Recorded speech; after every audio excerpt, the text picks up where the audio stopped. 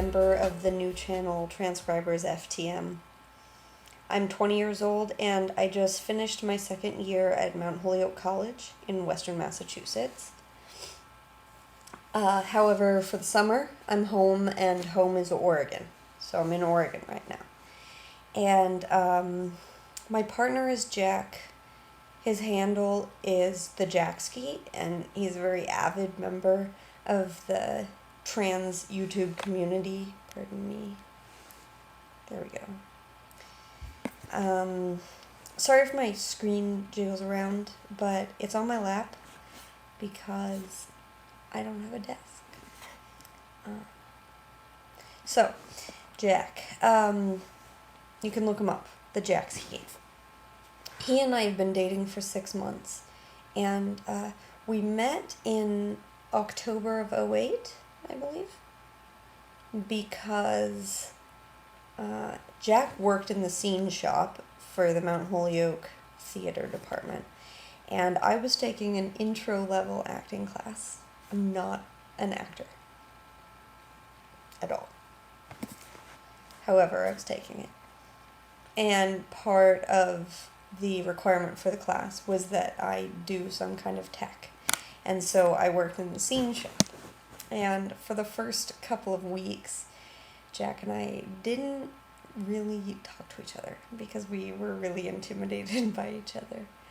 But, oh, pardon me. It's late here. But then we bonded over roommate problems and spiraled out of control from there.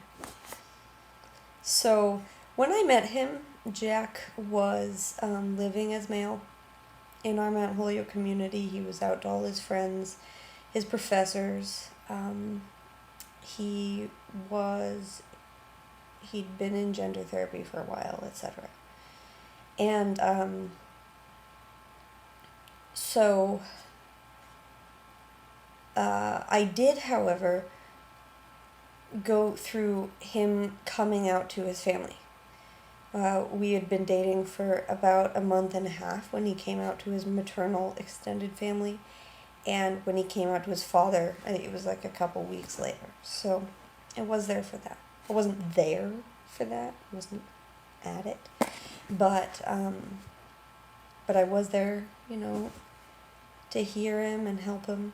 I like to think help. I like to think that. However, I never knew Jack as female. I never knew Jack by a feminine name.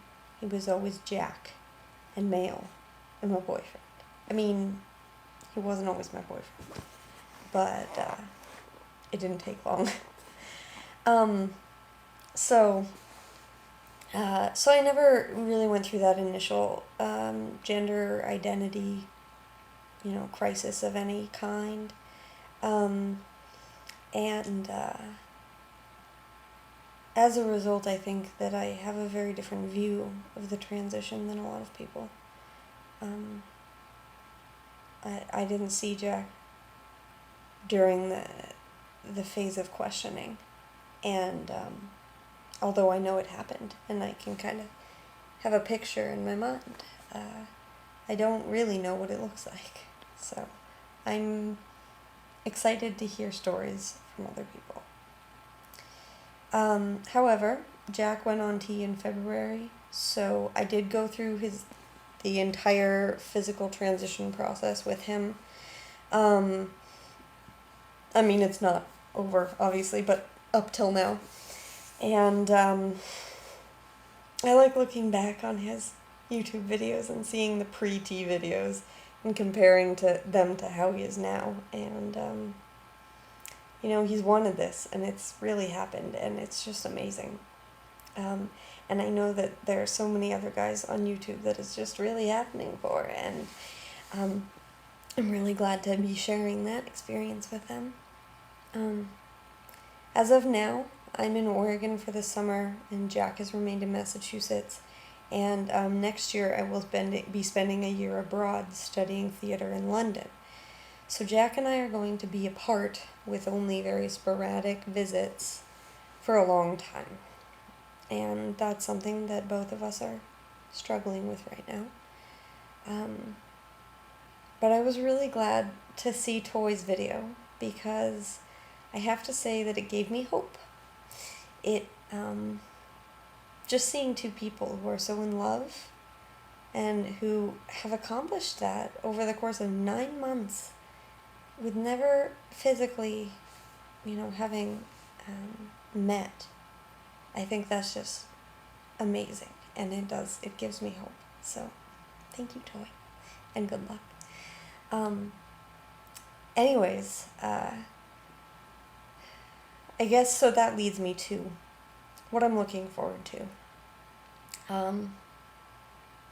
I grew up in a very liberal community, and so issues like sexuality and gender identity, no one was ever like, what do you think about homosexuality, and what do you think about, being transgender?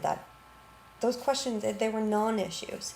And so for me, my identity, my sexual identity was always a non-issue. And it really never was until I went to Mount Holyoke, where everyone wants to know what your sexuality is. And it always bugged me because I was like, well, I'm just kind of in general queer, It's not the part, it's the person, right? But when I started dating Jack, I realized that it was important to me in a different way. And that is that it's important to have people around me who have that same kind of fluid sense of gender and sexuality that I do. And I think that's what's so wonderful about this YouTube community, is that we all want to share that with each other. And this is a place that people can come when they live somewhere that they can't find it anywhere else. And so I joined this channel because I feel like it's really important for those of us who are dedicated to creating a strong community to kind of speak out and be resources for other people, and use other people as resources, and just create that kind of web of, that kind of just interconnectedness that is really important in maintaining a happy community. So I'm here to talk, which is something I'm good at. I'm here to talk, but I don't want to just kind of, make videos every week and let it be that. I want people to ask me questions. I want them to comment, agree or disagree. And I'm extremely candid. So just as Toy said, you can ask me anything. Really, you can ask me anything. If it's extremely personal, maybe send it in a private message. But for the most part, unless it's going to affect someone else's privacy, I will answer any question someone wants to pose to me. And I love feedback and comments, etc. So I'm just really looking forward to us all getting to know each other and, I don't know, getting our own space for, significant others and families to kind of talk about our experiences. Because usually our experience revolves around our partner, or our experience of trans issues revolves around our partner. So I think it's just really important for us to have a space to share our own experiences as partners and friends and family, etc. All right. So I will see you all next week, and I'm looking forward to all of our conversations.